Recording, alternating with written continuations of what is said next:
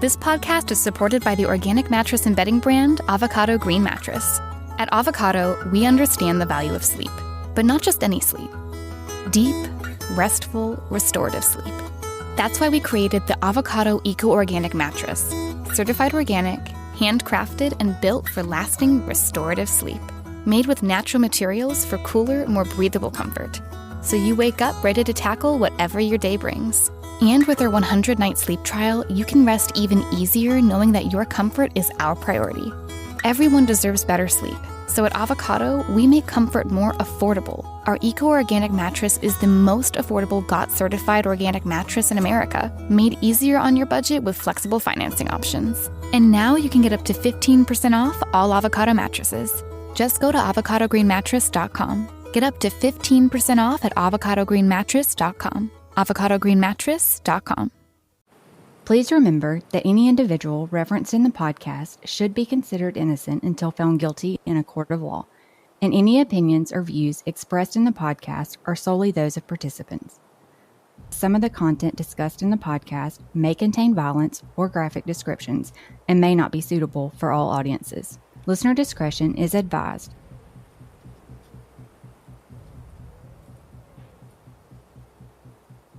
On December 5th, 1978, winter settled over Mississippi's Gulf Coast. The day had peaked at 59 degrees, but by nightfall, the air had dropped to a sharp 36. The roads lay still and silent. And along Ladnier Road, one of the few lights breaking the darkness came from a small brick convenience store, its wide glass windows glowing like a beacon in the night. Inside, 20-year-old Debra Gunter worked the graveyard shift at the little general store. Fluorescent lights hummed overhead. The cooler droned in the back. It was the lonely soundtrack of another midnight shift. Debra believed it was her chance to build something better for herself and for her husband. But Debra was young, determined, still searching for her own peace and happiness. And then, sometime in the dark hours before dawn, she was gone. The little general store once promised shoppers that it only takes a minute. For Debra, those words became something else entirely, because a minute was all it took for everything to change. 4 days later, her body was discovered in the woods of McIntosh, Alabama, 85 miles from the store. It was a brutal murder that has haunted 2 states for more than 4 decades. The truth has never come out of the shadows. This is the story of Debra Gunter and the search for answers that has never stopped.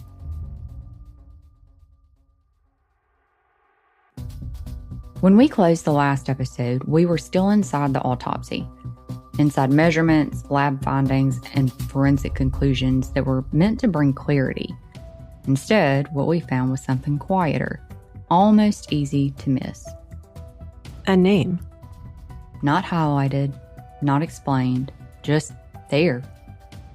Norman David Taylor.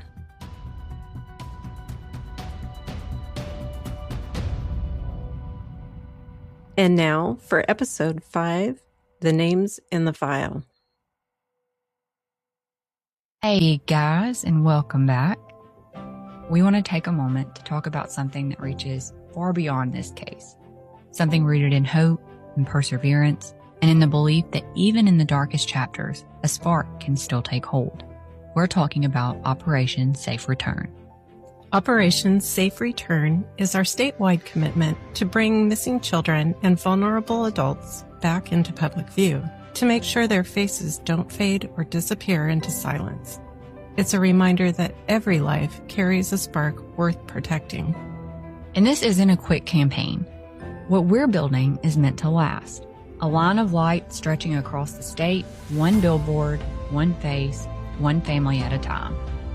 We set a goal of $12,000 this year, and thanks to so many of you, we've already passed the 1,000 mark. That early support, that's the spark. Because when awareness spreads, when a memory awakens, when a detail finally breaks loose, That's the flame. And when the flame moves from person to person, community to community, billboard to billboard, that's when the fire takes hold. If you want to help build something enduring, you can text OSR to 53555. This is how a spark becomes a flame. This is how a flame becomes a wildfire. And together, this is how we guide them home. For us, Norman David Taylor entered the case through the autopsy materials we received from the Department of Forensic Sciences. That was the first time we saw his name tied, even indirectly, to Debra Gunter's murder. But historically, his name surfaced earlier. In late December of 1978, the Jackson County Sheriff's Office was contacted by Satsuma Police Department regarding an inmate believed to potentially have information relevant to Debra's case. That contact did not resolve anything on its own. What it did do was place Taylor on the radar of investigators outside Satsuma, prompting a closer look at his background, his associations, and eventually, the physical evidence connected to him. Because Taylor did not enter the record through a witness identification or confession, he entered through custody, interagency contact, and evidence that would later be formally documented. At the time of his arrest in 1978, Taylor was driving a white Mercury Comet.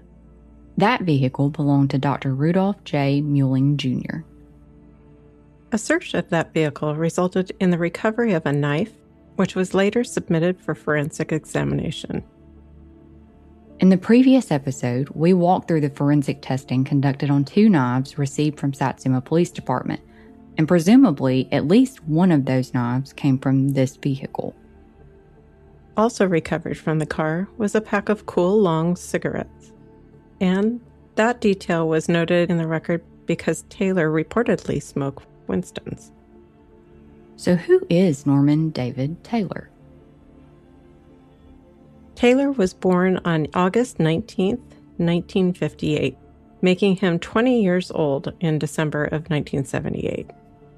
He was approximately 5'11", around 150 pounds, with brown hair, green eyes, and a mustache. At some point after December 5, 1978, records reflect that he had potentially washed a red tint out of his hair. His criminal history, drawn from Alabama court records, shows a consistent pattern: burglary, breaking and entering, theft, receiving stolen property, parole violations, the use of a false identity. There's even a charge for escape. On June 4, 1978, Taylor committed an offense involving issuing a check on a non-existent account and was arrested on June 12, 1978 by Satsuma Police. He requested youthful offender status, which was denied. In December of 1978, he was arrested again, this time by Mobile County Sheriff's Office for obtaining money by false pretenses. Court records show that in November of 1978, Taylor was released on bond, including a cash bond posted by Dr. Rudolph J. Muehling, Jr.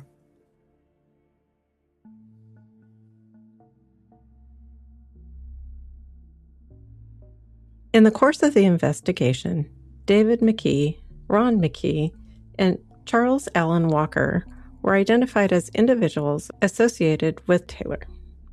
And that Taylor and those associates were suspected of being involved in a burglary ring operating across jurisdictions.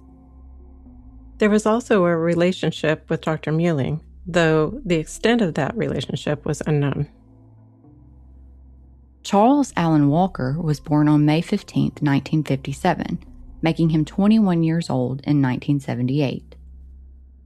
Public records describe Walker as standing between 5'7" and 5'9", weighing between 130 and 140 pounds, with brown hair and brown eyes.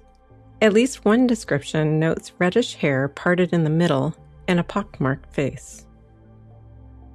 Archived reporting from the Mississippi Press documents Walker's involvement in a September 1977 robbery case. On September 5, 1977, a package store on Telephone Road was robbed. Walker and another individual were charged as accessories before the fact. The primary suspect in that robbery was identified as William Hand Robinson.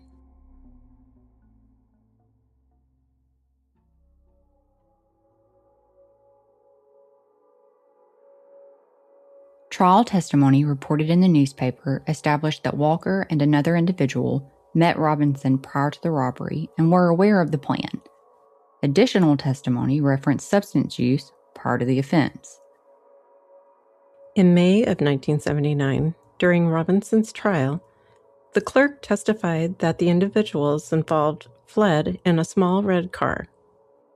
Nothing in the public record connects that incident to Debra Gunter's case.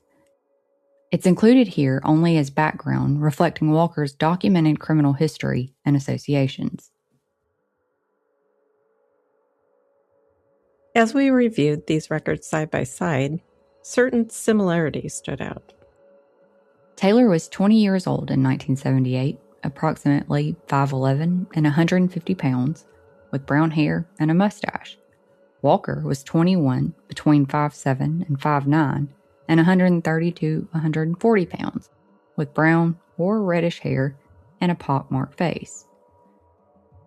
Robbery suspect descriptions from the same period describe one individual as approximately 25 years old, 5'9" to 5'10", with red collar-length hair and a pockmarked face, and a slight mustache. A second was described as 23 to 24 years old, 5'7" to 5'8", around 150 pounds, with shoulder-length blonde hair. Those similarities do not establish identity, involvement, or responsibility. They are simply observations that emerge during a comparative review of contemporaneous records. And, as we have talked about in the past, witness statements aren't always completely accurate. No, and that's why sometimes they don't even use them as far as the actual descriptions, because there's so many things that kind of weigh in those, like what was the lighting like?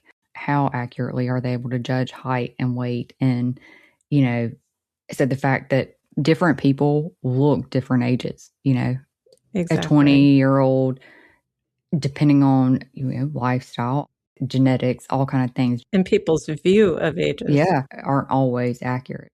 Like teenagers and things today, like we just had the pageant this weekend, and I thought, wow, some of these girls look like adults. It's crazy. Yeah. And so I think there, is a certain level of variation there that can sometimes make witness statements a little bit inaccurate.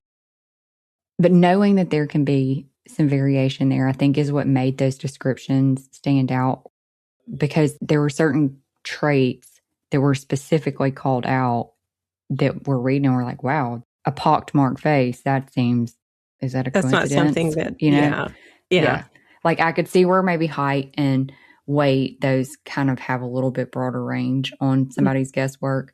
Mm-hmm. But it seems like hair color and things, they seem a little bit less likely to fluctuate. But then again, you see people all the time. You'll have one witness that says, oh, I saw somebody with black hair. And then you'll have the very next one say, there was a blonde haired guy there or something, Exactly.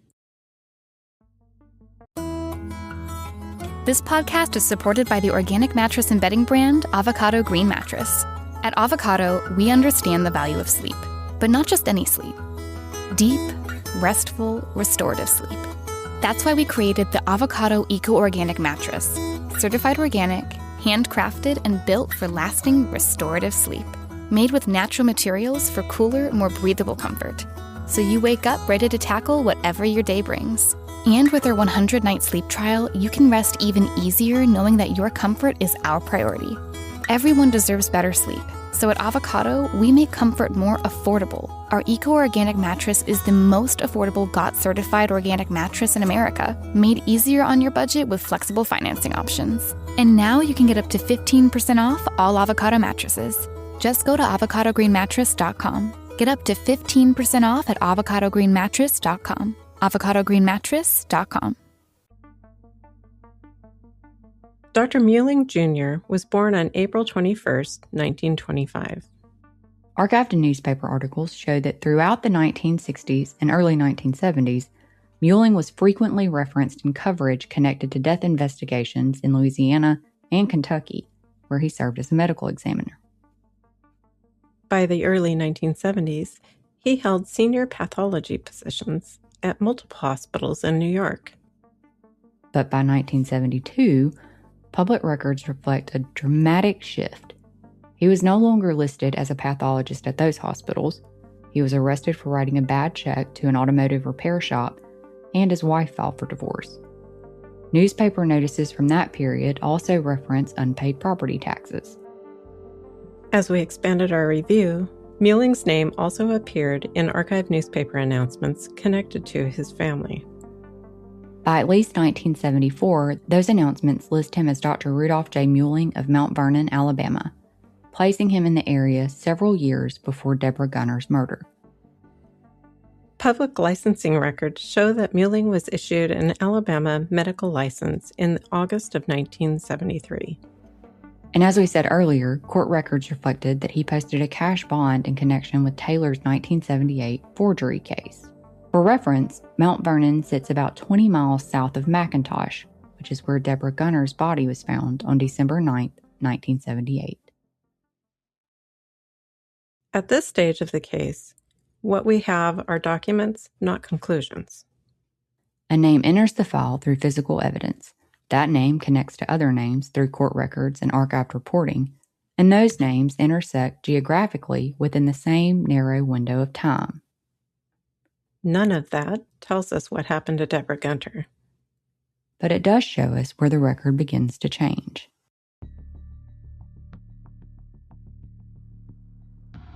And before we move forward, there is one correction, one detail that quietly reshapes everything we think we know about the night Debra disappeared. For years, this case has been discussed as though Debra left work in a car. She did not. Debra was actually driving a yellow Toyota pickup the night she was abducted. The truck belonged to her husband, Donald Gunter, who also owned a yellow Toyota Corolla at the time. And that distinction matters because witnesses reportedly saw a yellow car of some type around the scene where Debra was found. And then once the vehicle changes, the timeline no longer sits the way it always has. And we need to be very clear about something before we go any further. Outside of Taylor's name appearing on a Department of Forensic Sciences report, none of the individuals we've discussed to date have ever been publicly identified as suspects or persons of interest in Debra's case. We are not identifying them as such here. We are not accusing, implying, or assigning guilt to anyone. What we're doing is laying out the information, what investigators knew at the time, what exists in the record now, and how those pieces fit together. At this point, we've been in contact with investigators and local media outlets in Washington County, trying to determine where Debra's case file, and the physical evidence tied to it, may now be. Until that material can be located and reviewed, there are limits to how far we can responsibly advance Debra's case itself. So, because we are currently at an impasse in terms of what we can publicly share for now, and until we receive further records to review, we are pausing Season 3 and will continue working on Debra's case in the background. We will bring you more episodes of Unforgotten soon. And if you have any information, please contact the Jackson County Sheriff's Office by phone at 228-769-3063 or through their mobile app. You may also submit an anonymous tip through Mississippi Coast Crime Stoppers via telephone at 877-787-5898 or through their website, which is linked in the episode description. While that research goes on, we would like to share another case with you. We recently posted a case summary for her on social media that has garnered quite a bit of attention. And we have posted additional information now on our Patreon page which we encourage you to check out. Here's a short introduction to the case of Ronda Morrison. Ronda Morrison was just 18 years old, a college student, a daughter, a young woman, working a Saturday morning shift at a dry cleaner's in her hometown of Monroeville. On November 1st, 1986, Ronda arrived at the Jackson Cleaners at 9:05 a.m. for her shift.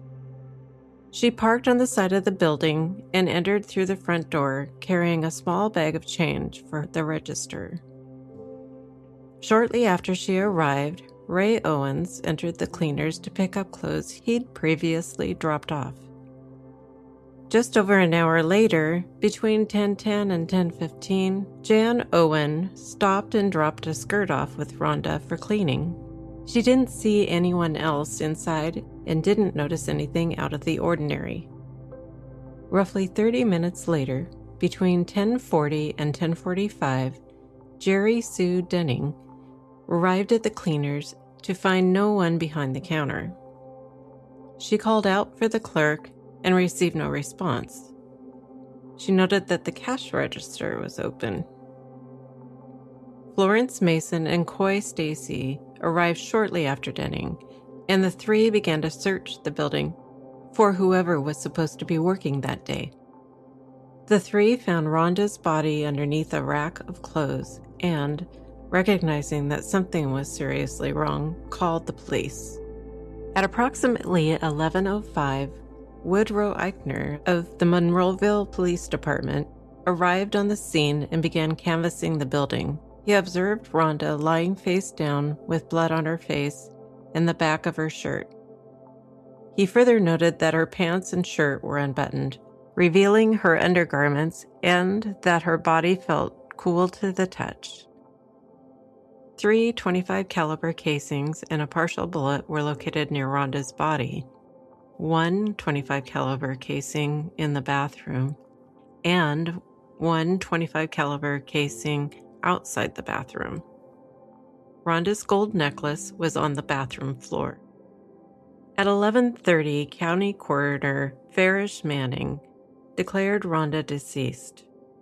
Dr. Gary Dean Cumberland, a state pathologist, determined the cause of death to be multiple gunshot wounds. Nearly 4 decades later, no one has been held accountable for her murder. Ronda's name is often remembered alongside of a wrongful conviction, but she deserves to be remembered for who she was and for the unanswered questions surrounding her death. Her life mattered. Her case matters. She was the only child of her mourning parents, a miracle child to them. This year marks 40 years since Ronda was murdered, and her mother deserves to know that the person responsible for Ronda's death will finally be held accountable. If you have information about the murder of Ronda Morrison, please contact the Monroeville Police Department or Alabama Law Enforcement Agency. We remember Ronda. We speak her name. We continue to ask who killed her. We welcome you to join us on Patreon to discuss the case, as well as others.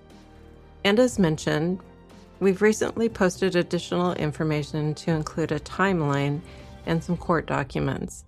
You can join Patreon for free to take part in case discussions and see how we think through investigations behind the scenes. And subscribe to get early access to ad-free podcast episodes, exclusive content, and more ways to support the mission. For those who'd like to support Alabama Cold Case Advocacy and the Unforgotten podcast, there are 2 additional avenues. The first is Operation Safe Return. This is our statewide initiative focused on bringing missing children and vulnerable adults back into the public view through long-term billboard placements across Alabama. These billboards keep faces visible, spark tips, and remind the public that these individuals are still missing and still matter. Supporting Operation Safe Return helps us expand that visibility and reach more communities. The second is our newly released Alabama Cold Case Advocacy shirt, The Names We Carry. This limited run features the names of nearly 500 missing and murdered individuals. Each name represents a life that mattered and a case that remains unsolved. Wearing it is a quiet but powerful way to keep those names seen and remembered. Both efforts directly support our mission, advocating for families, supporting investigations, and refusing to let these cases fade into silence. You can learn more about both Operation Safe Return and the new shirts on our website, alcoldcase.com. Since Alabama Cold Case Advocacy's creation, we have dedicated innumerable hours to researching and networking in an effort to provide the largest platform we can to the cases we share.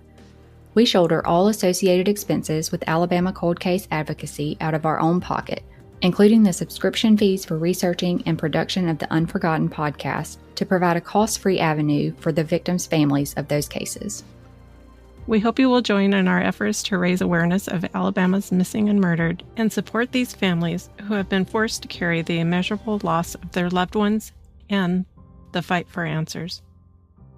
If you appreciate our mission and you are inspired to make a donation, your extra support will enable the ACCA to continue our research, share the cold cases, and help those families know that they are also unforgotten.